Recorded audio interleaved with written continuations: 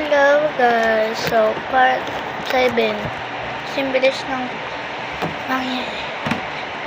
Mama ice cool. Ito yung isa. Diba, tingnan natin na. Pag nag-o-open sila ng mga ganyan, wala eh. Pwede siya, di ko siya ginagamit. May ibang tao nilalagay dito sa pants.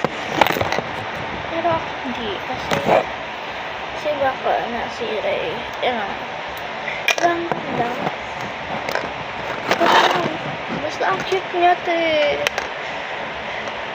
Sabi daw demonyo daw te.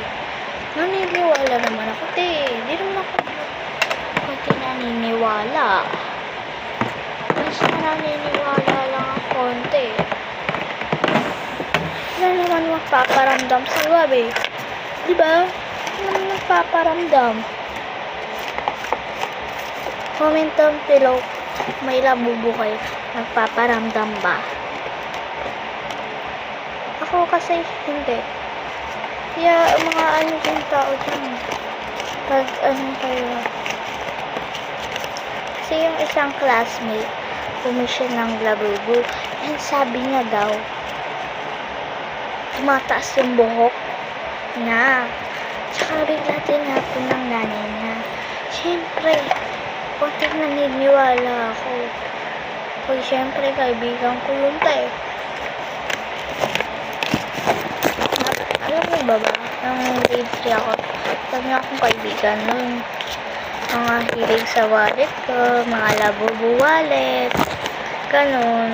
Adik na adik sila sa labubo wallet. Alam mo yun? Adik na adik sila. Sobrang adik na adik. Ano ba yun? Adik na adik sila. Alam mo yun? Diba yun isang ganda, diba? Filter lang yan. Sobrang adik na adik sila sa wallet ko. Tsaka, pag nakita ko, alam niyo ba, pag recess namin, patak ng recess, humihingi sila sa akin ng pera. Kasi sabi niyo daw, si Arabella pumayaman. Ano ba? Kaya, totoo naman na. Yung username ko pala sa, yung mami ko yung name. Kasi yung name ko, bawal kaya yung mami name. Yung mami ko na lang yung nakalagay dyan.